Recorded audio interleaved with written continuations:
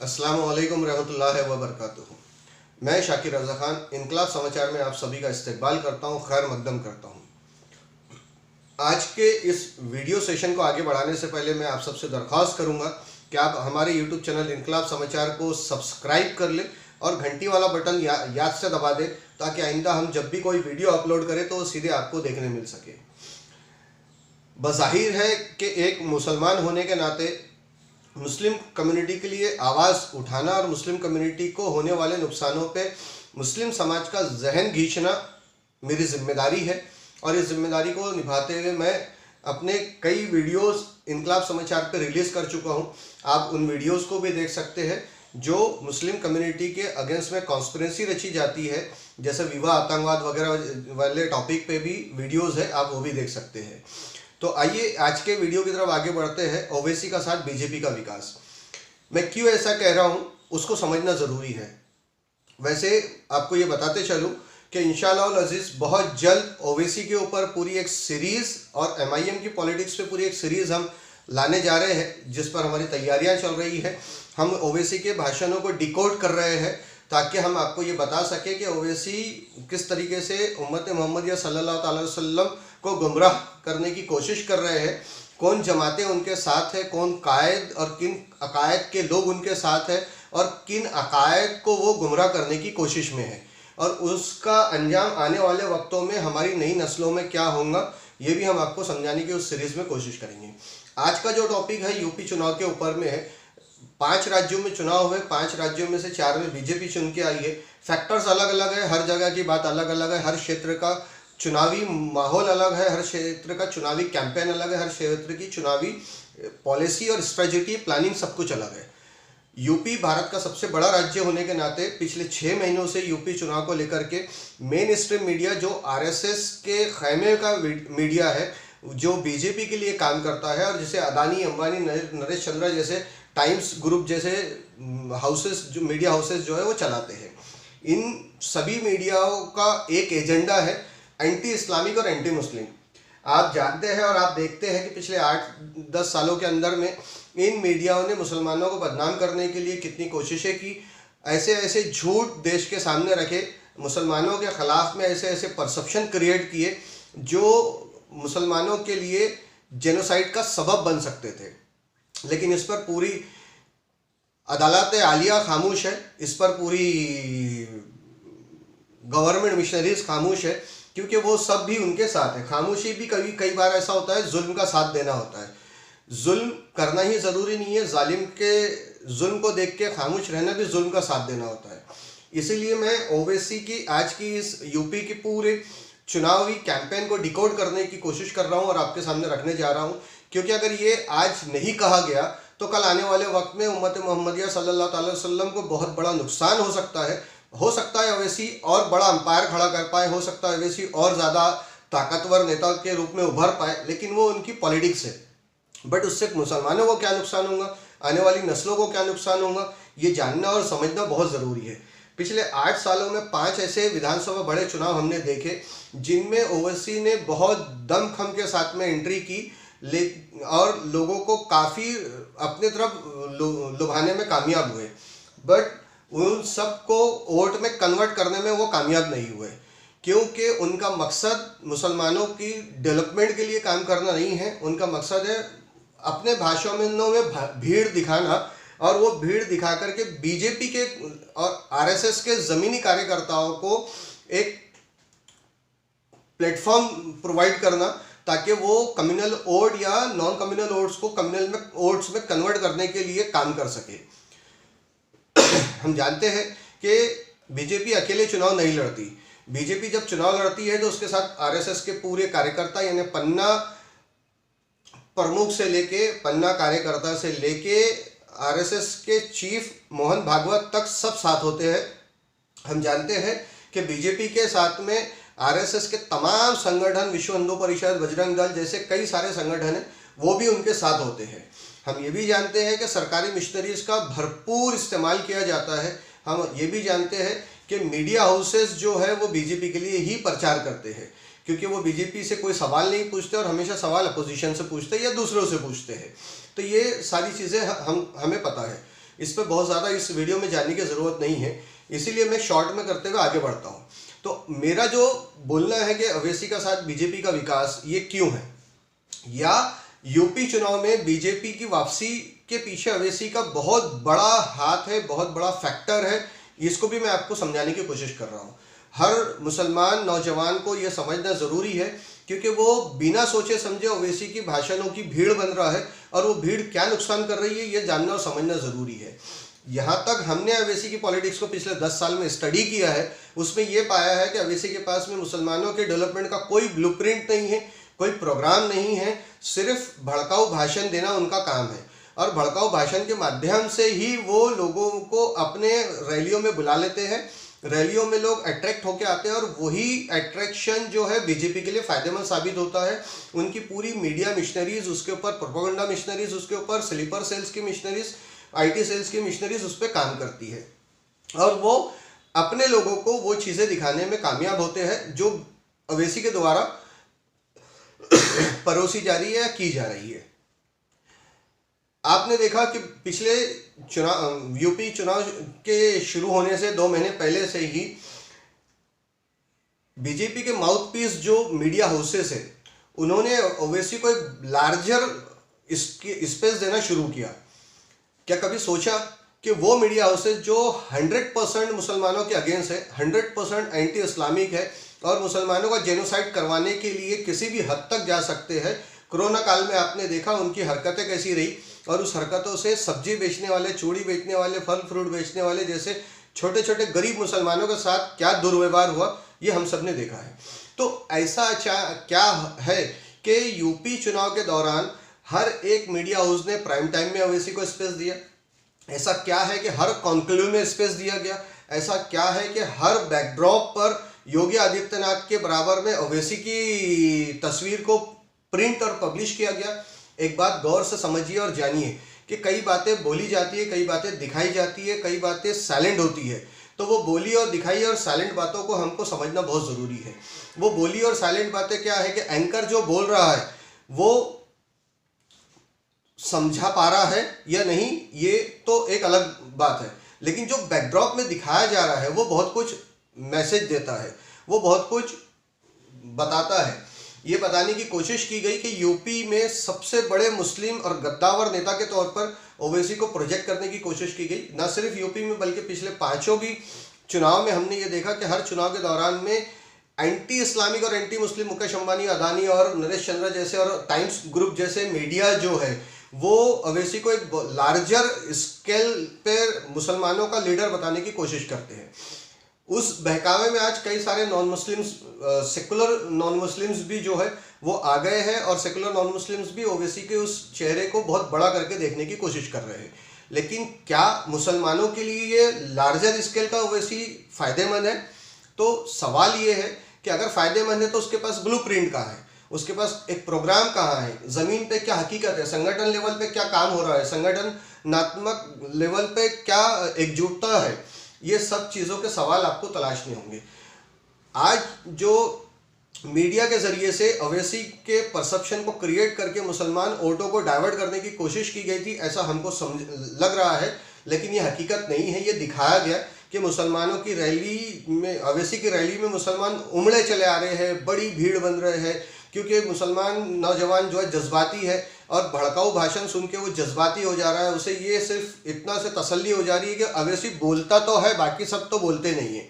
तो वो जो जज्बात में आने वाला नौजवान मुसलमान है वो भी वोट नहीं दे रहा है ओवैसी को, क्योंकि यूपी के चुनाव सामने हैं। अब 0.5% भी, वो आधा % भी वोट इतने बड़े स्टेट में कलेक्ट नहीं कर पाए। इसका मतलब ये रहा है कि ओवैसी को सुनने आने वालों ने एक सबसे बड़ा नुकसान कर दिया है अपने आप का, कि आप बगैर सोचे समझे ओवैसी की भाषणों की भीड़ में आ तो गए, आपने वोट नहीं दिया, लेकिन इससे फ़ायदा बीजेपी को सीधा सीधा हुआ, क्योंकि उन्होंने मीडिया में ओवैसी की न्यू रैलियों को इतना हाइप दिया कि एक एक फ्रेम टू फ्रेम उन्होंने ओवैसी की रैलियों को इनकैश किया बीजेपी के लिए। आपके लिए नहीं किया इनकैश, बीजेपी के लिए इनकैश किया। हेलीकॉप्टर आ रहा है तो frame by frame helicopter, Owaisi चल रहे हैं तो फ्रेम बाय फ्रेम, अवैसी पतंग उड़ा रहे हैं तो फ्रेम बाय फ्रेम, बच्चों के साथ क्रिकेट खेल रहे हैं तो फ्रेम बाय फ्रेम, ये जो छोटी छोटी फ्रेम बाय फ्रेम बाइट्स दिखाई गई, इससे मुसलमानों को के साथ में मीडिया खड़ा है ये मत समझिए, या ओवैसी को दिखा करके मीडिया मुसलमानों के साथ में पार्शल है ये भी मत समझिए। ये सिर्फ इसलिए दिखाया जा रहा था ताकि ज़मीन पे काम करने वाले, बीजेपी के लिए वोट मांगने वाले तमाम कार्यकर्ता ज़मीन पे जाकर लोगों को ये सुर फूंक सके या ये समझा सके कि देखो मुसलमानों का नेता अवैसी है और मुसलमान पूरे एक तरफ हो गए हैं, तो हम हिंदुओं के नेता योगी को, आदित्यनाथ को कैसे छोड़ सकते हैं, हम हिंदू पार्टी को कैसे छोड़ सकते हैं। भला महंगाई कितनी भी हो, बेरोजगारी कितनी हो, भूखमरी कितनी हो, कोरोना काल में आप हज़ारों किलोमीटर पैदल चल लिए हो, रास्ते पे चलते हुए आपके गोद के बच्चे मर क्यों ना गए हो, लेकिन बात क्या है हिंदू और मुसलमान की है। और देखो सुबह से लेकर शाम तक टीवी पे सिर्फ अवैसी दिखाया जा रहा है, तो अवैसी बढ़ रहा है, मुसलमान एक जगह वोट डालने जा रहे हैं, और वो लाखों की भीड़ देख करके जो ज़मीनी कार्यकर्ता है उन्होंने इस चीज़ को बहुत अच्छे से, क्योंकि वो वेल ट्रेन है, उनको ट्रेन किया गया है, उनको ट्रेनिंग दी गई है कि किस तरीके से इनकैश किया जाता है, किस तरीके से इनकैश किया जाता है। और उनको ट्रेनिंग कहाँ से मिल रही है, उनको ट्रेनिंग मीडिया हाउसेस से मिल रही है, क्योंकि मीडिया दिखा रहा है। अगर अवैसी की कोई रैली कहीं हो रही है और उसको दिन में 6 बार मीडिया हर अलग अलग चैनल पर दिखा रहा है, तो इससे एक परसेप्शन क्रिएट होता है, इससे एक हैमरिंग हो रही है हर देखने वाले के कि यार हर जगह अवैसी अवैसी है, यानी मुसलमान अपनी पार्टी चुन रहे हैं, मुसलमान अपना नेता चुन रहे हैं, मुसलमान एक जगह जमा हो रहे हैं, मुसलमानों की भीड़ उमड़ गई है, मुसलमानों ने अपना पार्टी और नेता को आगे बढ़ा लिया है, तो हम अपने जात की पार्टी और नेता को आगे क्यों ना बढ़ाए, ये फैक्टर है। ये थी पूरी पॉलिटिक्स ओवैसी के माध्यम से बीजेपी को फायदा पहुंचाने वाली।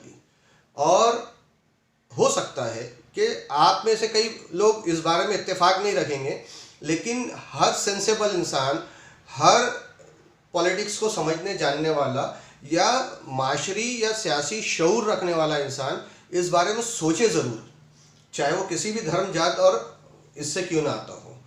ओवैसी मुसलमान नौजवानों को जिन भाषणों से भड़काते हैं, जिन भाषणों का में शब्दों का उपयोग करता है, उस पर हम सीरीज ला ही रहे हैं, तो आपको वर्ड बाय वर्ड डिकोडिंग देखने मिलेंगी। आज आप योगी आदित्यनाथ की जीत के पीछे के एक बड़े फैक्टर को समझने की कोशिश कीजिए कि ओवैसी कितने कारगर साबित हुए बीजेपी के लिए।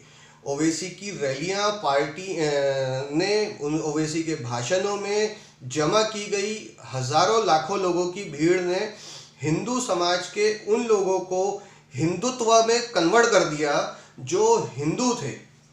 यानी ओवैसी कहीं ना कहीं हिंदू समाज को हिंदुत्व के कट्टर बनाने के लिए काम कर रहे हैं, या उनके लिए इस्तेमाल हो रहे हैं, या ये साबित हो रहा है। पिछले 5 राज्यों के चुनाव पे अगर हम वोट परसेंटेज पे नज़र डालें, पिछले 5 विधानसभा चुनाव में, चाहे वो महाराष्ट्र का रहा हो, चाहे वो बंगाल का रहा हो, बिहार का रहा हो, यूपी के दोनों चुनाव रहे हो, मैं तेलंगाना चुनाव की बात ही नहीं कर रहा, क्योंकि वहाँ ओवैसी का अस्तित्व 7 MLA के आगे है ही नहीं। वो अपनी पार्टियों में आज अभी उन्होंने 64वां स्थापना दिवस बनाया है, और 64 सालों के अंदर में वो आज तक 7 MLA और 1 सांसद के बाहर निकल ही नहीं पाए तेलंगाना में। तो वो एक अलग टॉपिक है। ये मीडिया के जरिए से परसेप्शन क्रिएट किया गया। मुसलमानों को गौर फिक्र करना होगा कि आइंदा कभी भी ओवैसी की रैली में जाने से पहले वो ये सोचे और खुद का एनालाइज करे कि क्या वो वोट देने वाले हैं।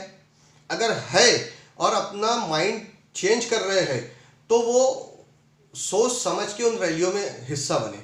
अगर वो नहीं बन रहे हैं तो सिर्फ जज्बाती बातों को सुनने के लिए ओवैसी के भाषणों का हिस्सा ना बने, ओवैसी की रैलियों का हिस्सा ना बने, और सोशल मीडिया पे ओवैसी के नाम के गुणगान करने के लिए आर्गुमेंट ना करे।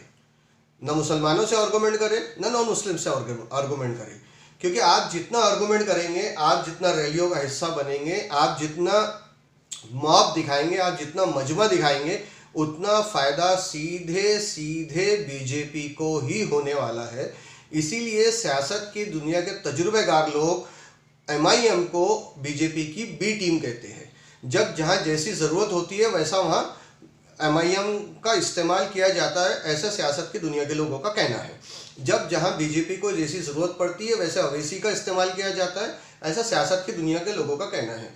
लेकिन हमारी जिम्मेदारी क्या है? हमारी भी जिम्मेदारी है कि हम बगैर सोचे समझे भीड़ में तब्दील ना हो जाए, हम बगैर सोचे समझे भीड़ का हिस्सा ना बन जाए, हम बगैर सोचे समझे भीड़ में जाने से पहले ये एनालाइज कर ले कि क्या हम उस भीड़ में जाने से देखने वालों पे क्या असर पड़ेगा। आपके सामने पांचों विधानसभा चुनाव के रिजल्ट है। आप भीड़ का हिस्सा बनते चले गए और बीजेपी जो चाहती थी वो उसको हासिल होता चला गया। ये गौरव फिक्र की बात है। यूपी चुनाव में एक दूसरा बड़ा फैक्टर भी रहा है कि उलमाए देवबंद ने, उलमाए तबलीगी जमात ने खुल के अवैसी का समर्थन किया है और खुल के अवैसी के साथ आके खड़े हुए हैं। कई सारे स्टेटमेंट, कई सारे अपील आप लोग को देखने मिलेंगी। जो कल तक अवैसी को कहते थे कि वो हैदराबाद से बाहर ना निकले, ऐसे भी उलमाए देवबंद ने, ऐसे भी उलमाए तबलीगी जमात ने आप अवैसी का समर्थन किया है। क्या ये मसलक के नज़रिए से सोचने का मुकाम नहीं था? उत्तर प्रदेश जहाँ पे के पूरे देश के उलमाए अहले सुन्नत वल जमात के नज़रियात का गढ़ है, बरेली शरीफ, आला हजरत अजीमुल बरकत, उस ज़मीन से उलमाए देवबंद और उलमाए तबलीग का ओवैसी को साथ देना, ओवैसी के लिए खुल के अपील करना, ये भी एक बड़ा फैक्टर नहीं रहा?